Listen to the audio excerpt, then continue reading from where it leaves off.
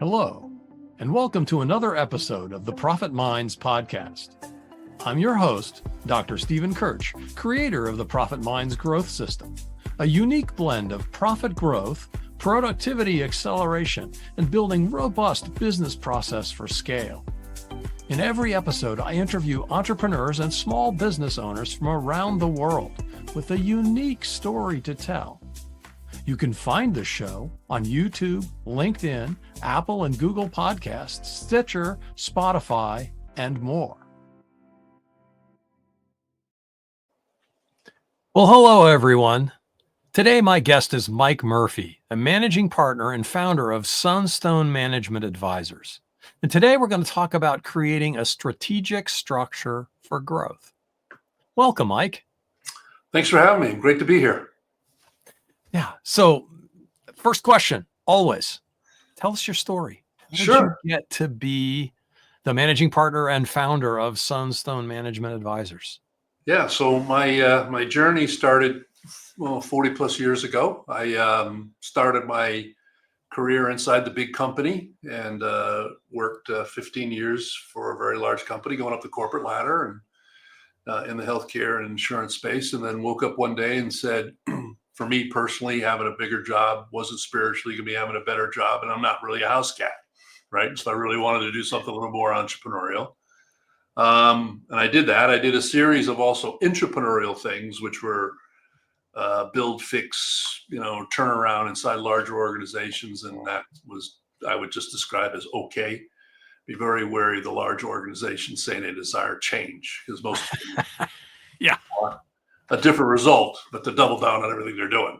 So there's a better way to, to keep doing the same things they're doing. So, but then the back part of my career was more entrepreneurial, small to mid-size. Healthcare and insurance has always been my play. C-suite, built companies, executed turnarounds. And then as I left my last role as CEO and, I want to get on to the next journey, friends and former colleagues said, you're really good at building and fixing things and growing things. Instead of trying to apply your wares in one place at a W-2, let's put our resources together and touch as many companies as we can, figure out a way to help people. And that's Sunstone actually goes back about 20 years with my partner, but, we relaunched it about 2 years ago with a purpose that just helped companies dramatically grow their enterprise value.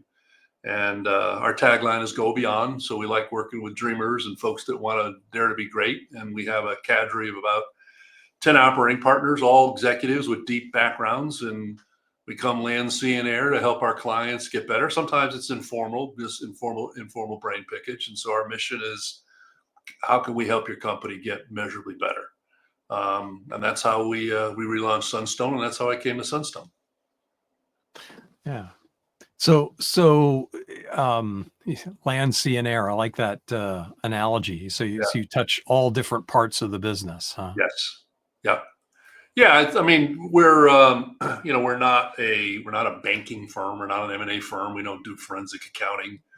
We're not a clinical firm, though we do provide resources and insights into clinical operations. But we're not doctors. We're not a coding firm, though we do a lot in the kind of tech enablement and rollout, project transformation projects along those lines. And then, we're in healthcare. We're not really life sciences. So we're not kind of early stage life sciences stuff, but everything else in the healthcare, providers, hospitals, provider services, we support. And then on the insurance side, all things life, accident, health. You name it, from insurance companies to payer services to marketers to you name it, we touch it. So that's a really wide. I guess you have what you said, 10 partners doing all different kinds of pieces of it. Well, what's the biggest structural problem that you see with these companies that you work with? Yeah, so I think especially over the last couple of years, as the two things, there's a confluence of two things. One is obviously and then the smaller mid-sized companies, the capital markets and the private equity venture capital is kind of constricted a little bit. The economics, cost of funds is way up. and where owners had access to growth capital, and a lot of it, a lot of money pouring in. It was, I won't say easy, but it was a lot easier to raise capital and get the growth that you need. And now, because of hurdle rates, things like that, it's just much more difficult. VC, a lot of money on the sidelines, and so that creates a challenge. The other confluence is that because of the availability of that capital, there have been a ton of small to mid-sized businesses and entrepreneurs with great ideas flowing in the market with capital, at least to kind of get them to the early stage. And that's created fatigue inside the payer and provider system. Most of the folks we work with are B2B, not so much B2C. And so if you're trying to, commercialize your offering in with the large payer system, they get besieged all the time with solutions. And so there's a real kind of single point fatigue out there that is starting to really impact the ability for some of these companies to realize their potential. So what we're seeing right now is that people are starting for growth. The early stage, got their seed capital, maybe got the cash flow positive. Now there's that pressure to get to the next level, and the sales pipeline and things like that have just gotten much more difficult. And that sets off all kinds of, strategic challenges. Is the product right? It's, is it an execution issue? Is it a segmentation issue?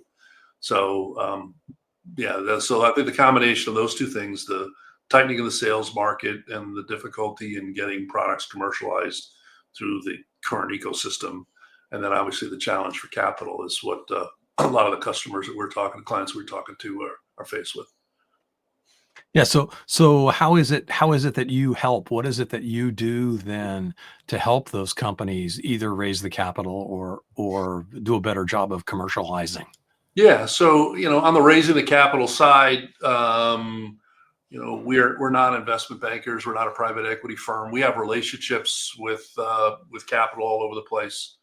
And so our mission with regards to that is the same as if we're trying to help them grow their business. And that is really to create a story around their investment hypothesis that resonates. And it's not just a story, it's executing. They can, it's a lot easier to go raise capital with a 30% compounded growth rate, so Yeah. Right.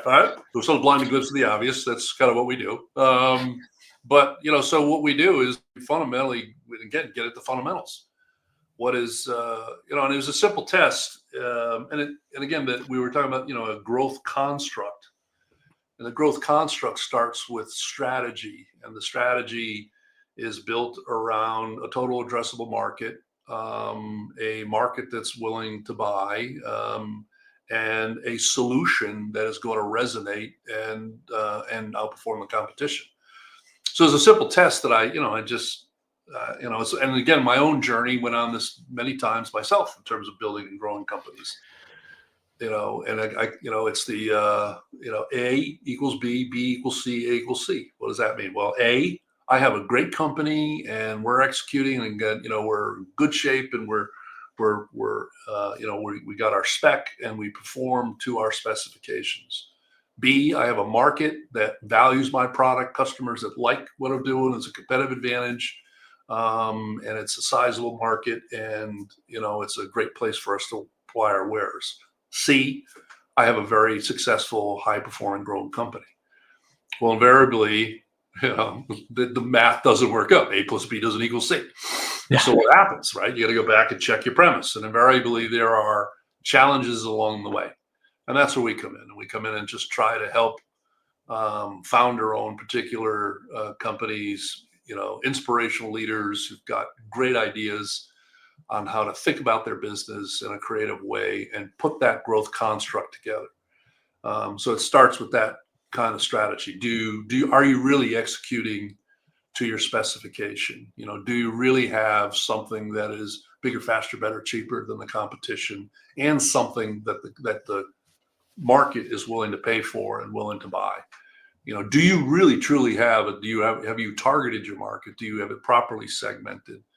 Do you really understand your customer, and do you have it something where it'll resonate, it'll work? And then of course somewhere in there is execution and tactics and all of that. So so we start with that basic, simple A plus B equals C, and then we build off of there. And then we basically help our clients, depending on where they are. Sometimes it's execution. Sometimes they got it. They do have, a great company with a great idea and a total addressable market that's reachable and a proprietary distinction.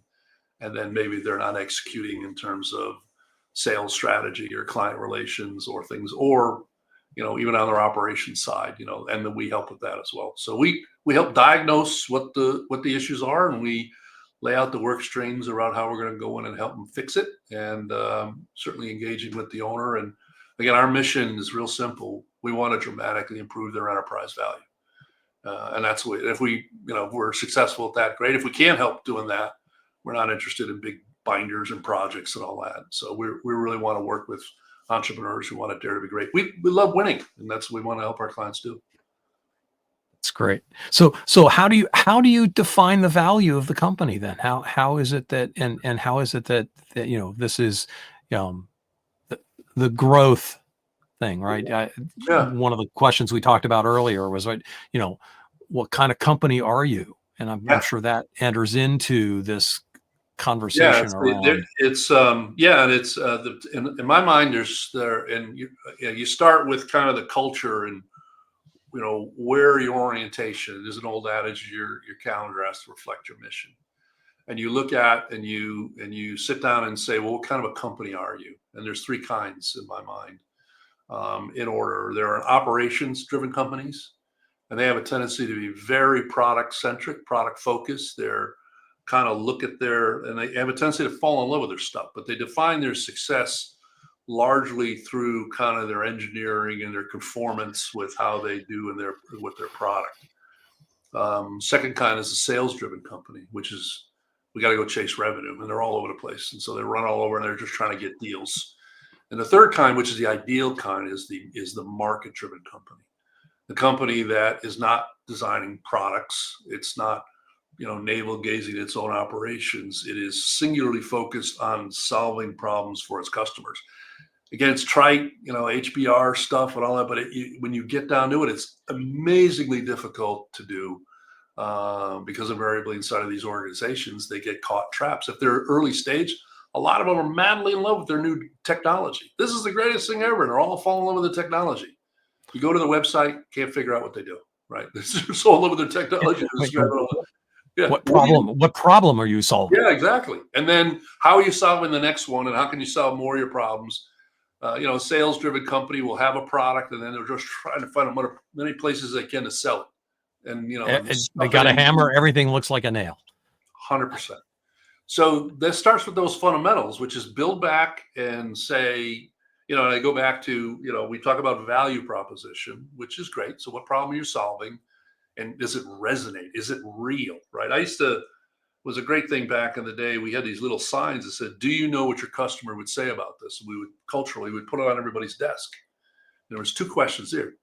One, do you know what your customer would say about them? A lot of people don't, right? And so, okay, well, you got to solve that. And two is, what are you doing right now? And what would your customer say looking over your shoulder? So it's a little kind of a cultural test, a reminder to try to drive towards a market-driven company. Yeah, that's really interesting. And of course, depending upon what your customer looks like, there can be multiple people in the company that are your customers. Yes.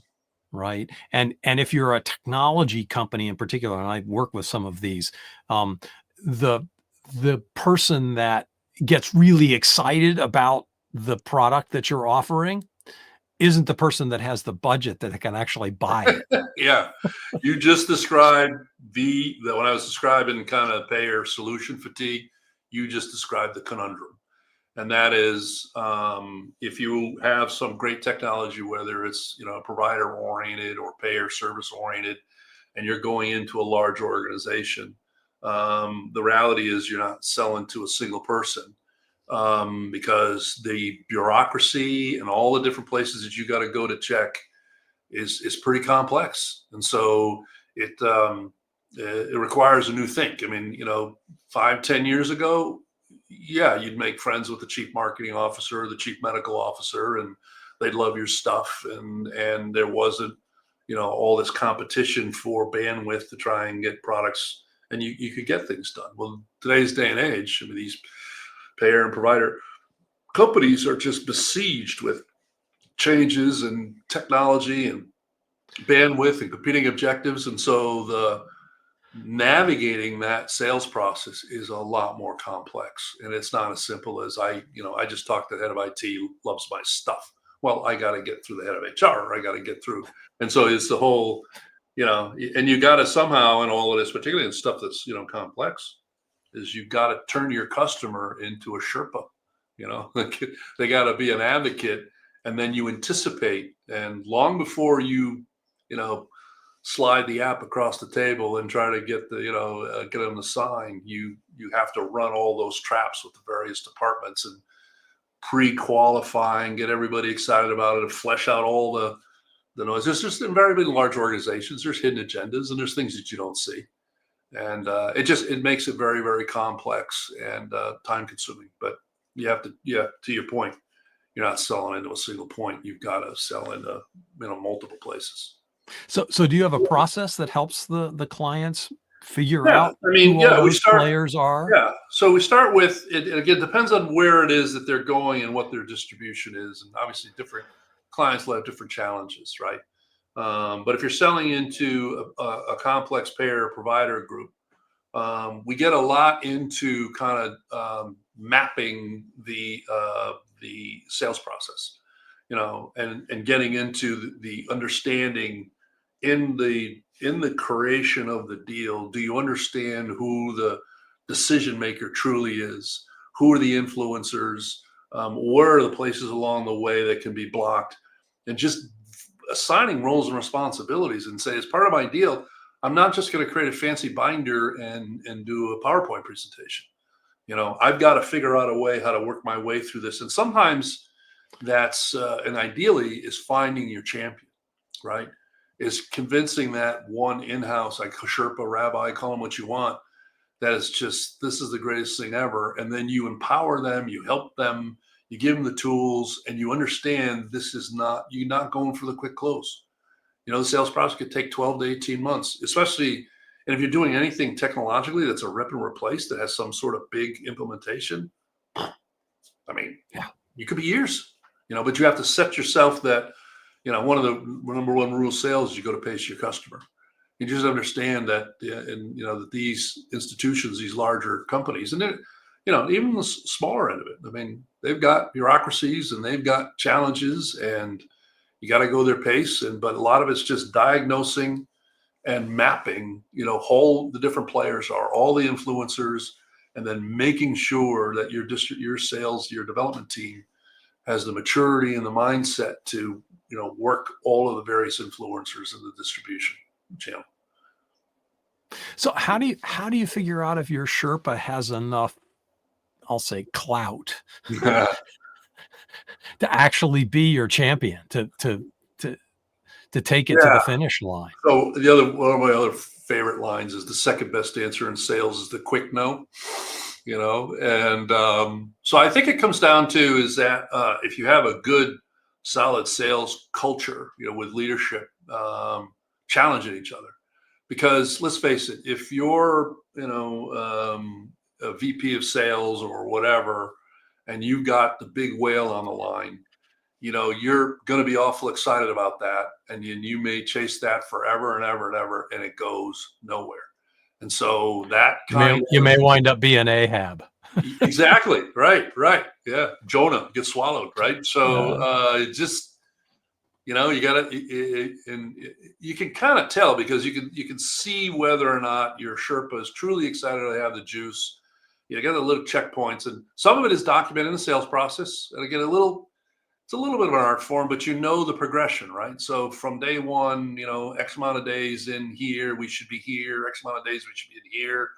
And if the timeline starts to get off, it may be okay, but there comes the time where you want to have that good, healthy environment where you're challenging. And so, well, 90 days in, we haven't done a demo yet. Normally we expect a demo within 60 days. Okay, what's going on? And then you can start to figure out that, time to move on. And I have said this, sales effectiveness is really about time management.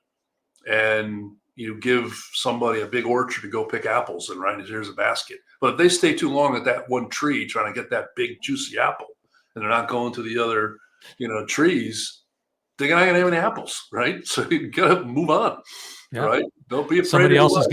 Somebody else is going to go pick that low hanging fruit. Absolutely, especially if they figure out it's like it's low hanging fruit. Let's go. And then so because the other side of it is that when something gets into the funnel, we're salespeople are natural creatures. They have a tendency to mine out of their in basket, and then they're not going on to the next tree to try to assess and all that. So yeah, I say the best way to do it is have timelines, a good solid CRM that kind of measures your aging, and a really good environment where it's not judgmental. It's not judgment at Nuremberg, but where the sales team comes together and they can challenge each other and say, I don't know. Yeah, that's going to be the greatest sale in the history of the Western Hemisphere. But I think 5 years from now, you'll still be chasing it, And if you want to do that, that's fine. But okay, but understand, that's you're going for a lottery win there. Maybe you need to fill the funnel with some other stuff that's, not quite a lottery win. Yeah. Don't spend 100% of your time chasing the whale. Yeah. Because there's a lot of other fish that can fill the basket. Yep. In the meantime. Yep. Yeah. So one of the questions, what about the proprietary nature of the technologies that you're doing, and what's the I'll ask, right? What's the impact of AI likely to be in this space? Are you guys working on that? Yeah, we're not AI experts, by any stretch of the imagination. But see what's happening right now is it's the buzzword, right? Yep. So if you went back, I don't know, 2 years ago, it was all machine learning. Everybody talking about machine learning and natural programming, data programming language, and so this is a buzzword. So everything you go to right now, every single customer that you talked about is talking about AI and machine learning and all that. And some of it's not real. Some of it is just looks like it's AI, but it's not really AI, right? It's just So what we try to do is help customers to make sure they, AI is at best a tool. It's not the answer. And if you go to a lot of these websites, again, if you're an AI company, it's the answer, right? But if you're providing a tool or a solution and you're using AI to constantly refresh, that's a feature. That's not the product, and I find that's especially technology oriented payers and provider service companies get wrapped up into their technology, and they end up selling the features and not what the solution is. Go to their website and pick 10 companies in the payer provider services space, go to their website and see if you can tell me what they do. And I'm somebody that purchases these services. So I'm their customer profile. In some cases, I would have been their ideal client profile, managed at payers and contracted with payer solutions and that sort of thing, even on the provider solution side. And if I can't figure out what you do with my 40 years experience and I know the stuff cold, why do you think your customer's going to understand? So yeah, for me, AI and machine learning, I love the tools, love where it's going, but a lot of it's looking past the hype and making sure that is not what's perceived as the product, that the real value proposition of the proprietary distinction is perhaps how you're using that and why it makes your product bigger, faster, better, cheaper. Right. And again, fundamentally, how you're solving the problem that your customers have. Yeah. It doesn't matter what the technology is at some level. I remember this was years ago. As one of my favorite technology gone crazy stories. And so the CTO of the company I was working for, he was a total geek and he loved technology. It was the early days of the PDAs, right? And he said, "Oh, look at this!" And he had a Palm Pilot, and he pulls it out and he records a message for Alan. hey, Alan, call me. I want to talk about this. And he goes, boom, boom, boom, boom. And he said, I just emailed it to him. I go, why don't you just pick up the phone?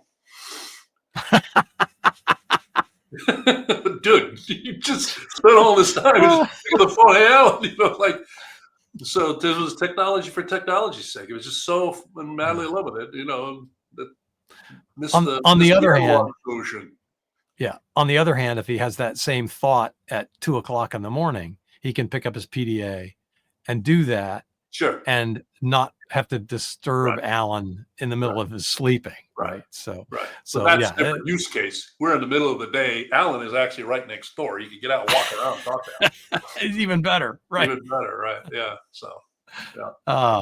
So Mike, if somebody wants to get in touch with you, what's the best way for them to reach out? Yeah. So they can reach me at sunstonemanagementadvisors.com. And then we'll put a link on the bottom of this with a landing page for Profit Minds, so they can come right in and they can book an appointment directly with me. And I'm not sticking my tin cup out. I'm happy to talk to people and entrepreneurs and just, free brain pickage. I love staying in contact. It just keeps me fresh. And and the other thing is, I don't know, down the road, I could come across something and, I can play the role of super connector. And it just, as Harvey McKay said, the single most important word in the English language is Rolodex. And so the more people you know and the more people you can talk to and the more you can bring them value, even if it's informal. I mean, I love talking to entrepreneurs. I love looking at the stuff they're doing. And even if I'm not, we're not engaged in any sort of formal thing. I love being in contact and seeing what's out there. It's fun. It's the stuff that makes it exciting, right? It is so much fun to be that kind of connector, to be the person that connects two people together to do business. Yeah. And again, it's not this have to be a commercial relationship because we even pay it forward, right? Because someone's, suddenly, oh, Mike, you got to talk to so-and-so. I know somebody could use your help. Great. It's just that finding ways to bring each other value, right? As opposed to, I'm going to try and sell you something. I don't know if you need my help or not. When I made this, trip to go on this journey, I said, I want to help companies and help people. That's what I love doing. And I think pretty good at it. And, we can make a living where people need to, take a lot of our time. And I'm happy to spend, time just, informal brain pickage, happy to do it all day long. Great. Right. Thanks. And that concludes our show. Thanks so much to my guest, Mike Murphy, the managing partner and founder of Sunstone Management Advisors. I hope you learned something about creating a strategic structure for growth. I know I did. Thanks for listening. You've been listening to the Profit Minds podcast. This is your host, Dr. Stephen Kirch. Please visit www.profitminds.net for other episodes or to contact me. Thank you for your positive feedback, comments, questions, and for sharing this show with others. Thanks for listening. Have a grateful day.